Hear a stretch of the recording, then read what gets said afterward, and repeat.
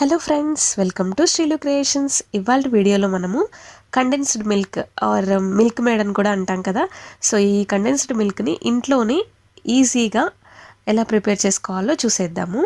So ఈ condensed మిల్క్ని మనము డెజర్ట్స్లోకి and కేక్స్లోకి, స్వీట్స్లోకి use చేస్తూ ఉంటాం కదా. సో అలాంటి కండెన్స్డ్ మిల్క్ని బయట రెడీమేడ్గా కొనుక్కోకుండా ఇంట్లోనే ప్రిపేర్ చేసుకునేలాగా ప్రిపరేషన్ చూద్దాము. సో ముందుగా దానికోసము స్టవ్ ఆన్ చేసేసి ఒక పాన్ పెట్టేసి ఒక 1/2 లీటర్ పాలని యాడ్ చేశాను.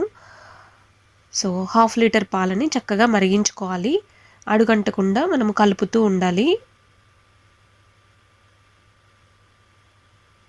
సో ఇలా మరిగిస్తున్నప్పుడు మనకి పాలు అనేది పొంగుతాయి కదండి. ఇలా పొంగుతున్న స్టేజ్లో ఒక బాయిల్ వచ్చినప్పుడు మనం ఇందులో 1/2 లీటర్ పాలు తీసుకున్నాం కదా. కొలతల ప్రకారంగా 1/2 లీటర్ పాలకి 150 గ్రామ్స్ పంచదార అయితే సరిపోతుంది, షుగర్.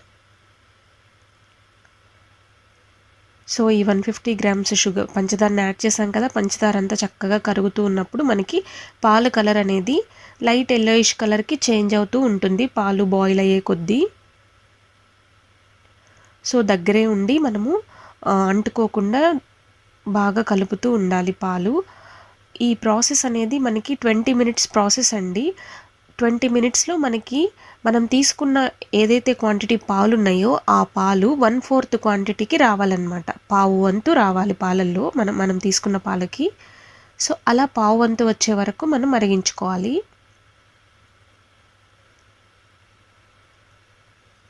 స్టవ్ అనేది మీడియం ఫ్లేమ్ టు లో ఫ్లేమ్ పెట్టుకుంటూ మనము బాయిల్ చేసుకుంటూ ఉండాలి.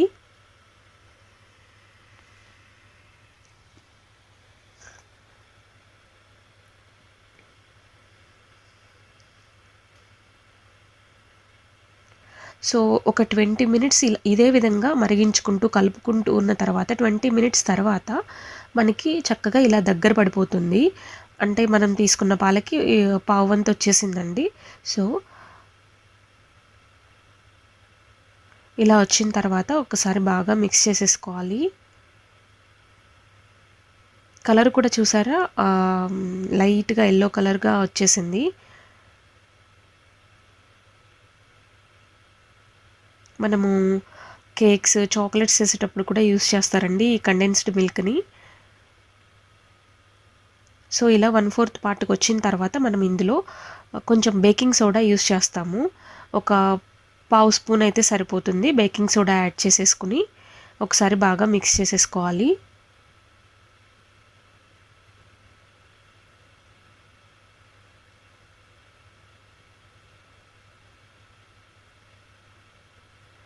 ఇలా ఒకసారి కంప్లీట్గా మిక్స్ చేసేసిన తర్వాత మనకి కన్సిస్టెన్సీ అనేది ఇలా ఉంది కదా. అంటే చిన్న చిన్న రవ్వలుగా, గడ్డల్లాగా అండ్ లంప్స్ లాగా ఉంది కదా. సో మనకి కండెన్స్డ్ మిల్క్ అనేది చాలా స్మూత్ సాఫ్ట్ టెక్స్చర్లో ఉంటుంది కదండి.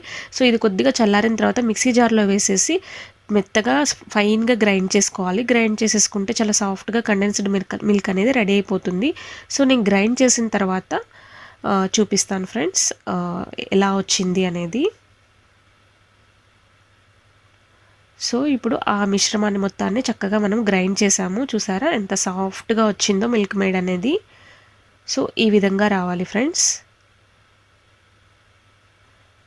సో ఇలా రెడీ చేసుకున్న కండెన్స్డ్ మిల్క్ని మనం ఎయిర్ టైట్ కంటైనర్లో లిడ్తో క్లోజ్ చేసేసి ఫ్రిడ్జ్లో పెట్టేసుకుంటే మనము ఎప్పుడు కావాలి అంటే అప్పుడు కేక్స్, డెజర్ట్స్లోకి, రెసిపీస్లోకి యూస్ చేసుకోవచ్చు ఈ కండెన్స్డ్ మిల్క్ని.